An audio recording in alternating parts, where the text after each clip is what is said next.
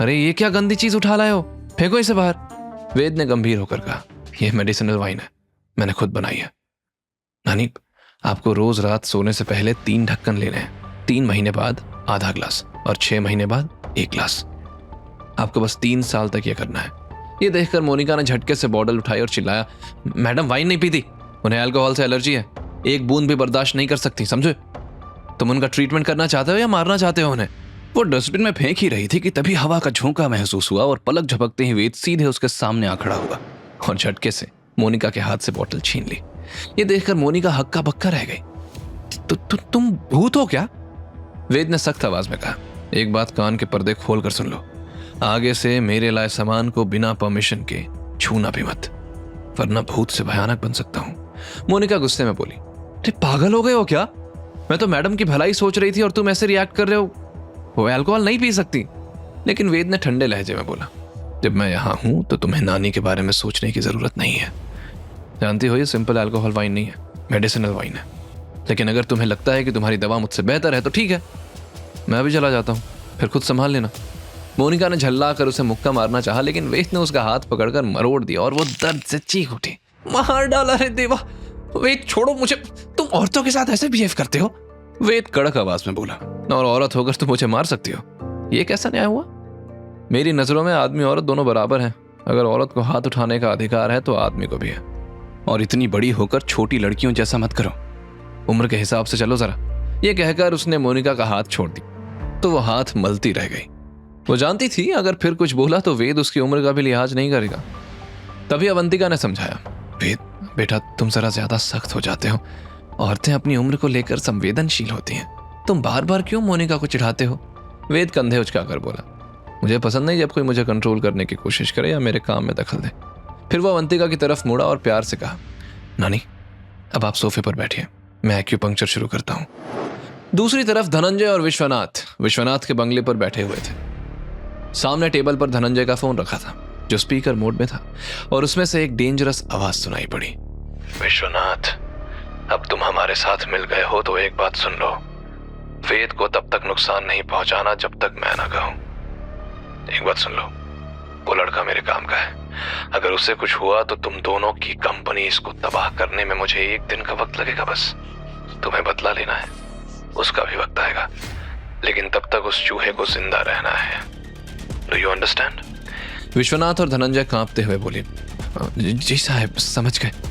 उस आदमी की आवाज फिर गूंजी, तुम दोनों को इन्वेस्टमेंट पहुंच जाएगा, लेकिन अपनी हद में रहना और जो भी सुराग छोड़ा है उसे खत्म कर दो। कॉल डिस्कनेक्ट होते ही विश्वनाथ बोला, धनंजय ये इतना पावरफुल आदमी है कौन, एक बार में करोड़ों का इन्वेस्टमेंट करने को तैयार हो गया?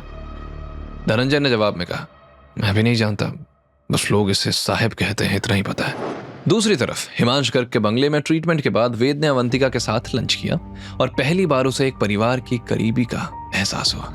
सावित्री देवी ने भले ही उसे अपनाया था, अपना दामाद बनाया था, लेकिन उसमें कहीं ना कहीं उनका फायदा था। लेकिन अवंतिका उसे अपने परिवार का हिस्सा मानकर प्यार कर रही थी, कई बार उसकी प्लेट में खाना डाल रही थी। यह देखकर वेद का मन भर आया। थैंक यू नानी। वेद की आवाज सुनकर अवंतिका को समझते देर नहीं लगी कि वेद क्या सोच रहा है। उन्होंने प्यार से वेद के सर पर हाथ फेरते हुए कहा, वेद आई एम सॉरी, मैं तुम्हें पहले नहीं ढूंढ पाई, लेकिन अब तुम मिल गए हो ना, तो मैं कभी तुम्हें परिवार की कमी महसूस नहीं होने दूंगी। वेद ने अवंतिका का हाथ थाम लिया। थोड़ी देर बाद वेद अवंतिका और मोनिका को रायजादा मेंशन ले गया। उस वक्त कियारा ऑफिस गई हुई थी। वेद ने सर्वेंट से कहा, गाड़ी से सामान निकालकर कमरे में रखवा दो। इतने बड़े मैंशन को देखकर अवंतिका ने संतोष से सर हिलाया। उसका बस यही मन था कि उसका नाती आराम से रहे। अब तक जैसी कठिन जिंदगी उसने झेली वैसी आगे ना झेलनी पड़े। अवंतिका को सिर्फ यही अफसोस था कि उसने अपने नाती को बहुत देर से ढूंढा। वो मन ही मन बोली, रायजादा खानदान शहर के बड़े लोगों में से है और मेरा नाती तो अनाथ था, ना बाप ना माँ, अपने गुरु के साथ बड़ा हुआ, न पैसे थे न दोस्त। शायद जीने के लिए मजबूरी में उसे यह अपमान सहना पड़ा और रायजादा परिवार में शादी करनी पड़ी। अगर मैं पहले वेद को ढूंढ लेती तो चाहे जो भी हो जाता, कभी उसे घर जमाई नहीं बनने देती। अगर कियारा वेद से प्यार करती है तो ठीक है, वरना यह रिश्ता तोड़वाने में मुझे वक्त नहीं लगेगा। वैसे भी हिमांश ने जो रिपोर्ट दी थी उसके अकॉर्डिंग कियारा ने कभी सबके सामने वेद को अपना पति नहीं माना है। जिस दिन वेद अवंतिका से मिला था उसी दिन अवंतिका के कहने पर हिमांश गर्ग ने वेद के बारे में सब कुछ पता लगवाया था और उसे वेद के बचपन की इन्फॉर्मेशन तो नहीं मिली, लेकिन शहर आने के बाद क्या क्या हुआ उसे सब पता चल गया। आखिर हिमांश गर्ग एक बहुत बड़ी हस्ती था, उसके लिए यह सब पता करवाना बाएं हाथ का खेल था। वेद के साथ अवंतिका और मोनिका रायजादा मेंशन के अंदर आ गई। वेद अवंतिका को उनके लिए तैयार करवाए कमरे में ले गया और बोला, नानी अगर कुछ कमी लगे या कोई चीज चाहिए तो बताइए, मैं आज ही ले आऊंगा। पास खड़ी मोनिका ने बीच में टपकते हुए कहा, अरे क्यों नहीं, इस कमरे में तो बहुत सारी चीजें नहीं है।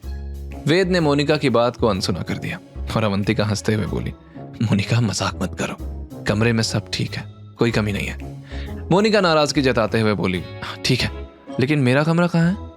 अवंतिका ने फिर वेद से पूछा, हाँ मोनिका कहाँ रहेगी? वेद ने मोनिका की तरफ देखा और बोला, तुम भी आना चाहती हो? मैंने तो तुम्हारे लिए कोई कमरा तैयार नहीं करवाया। तुम्हें यहाँ क्यों रहना है? मैं नानी का ध्यान रख लूंगा, तुम जाओ जाकर अपना क्लिनिक संभालो। मोनिका गुस्से से उछल पड़ी, क्या बकवास है ये? क्लिनिक तो बस दिखावे के लिए खोला गया था, खुला रहे या ना रहे कोई फर्क नहीं पड़ता। मैं मैडम की पर्सनल डॉक्टर हूँ और असिस्टेंट भी। ऊपर से मुझे यह जिम्मेदारी दी गई है कि मुझे हर वक्त उनके साथ रहना ही पड़ेगा।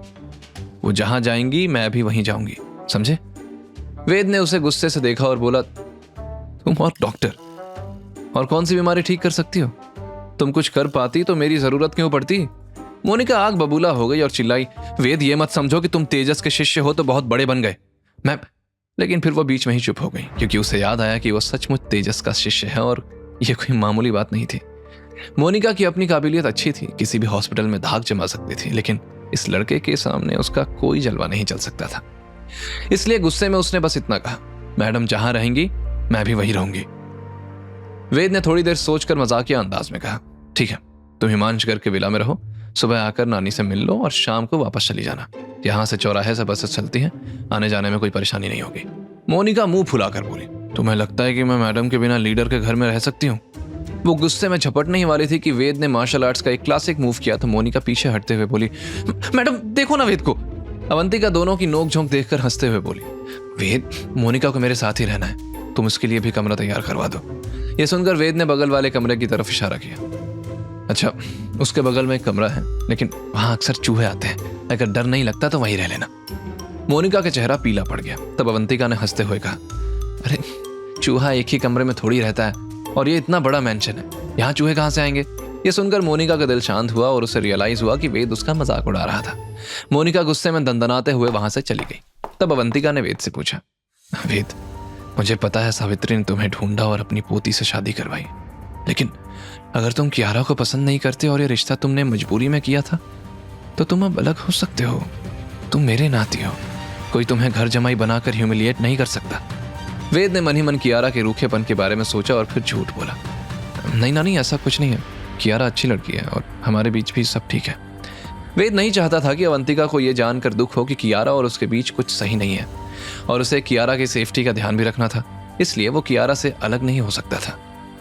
आगे की कहानी जानने के लिए देखें अगला एपिसोड सिर्फ पॉकेट एफएम के YouTube चैनल पर और के फॉर किंग के सारे एपिसोड्स को सुनने के लिए डिस्क्रिप्शन में दी लिंक से डाउनलोड करें पॉकेट एफएम ऐप।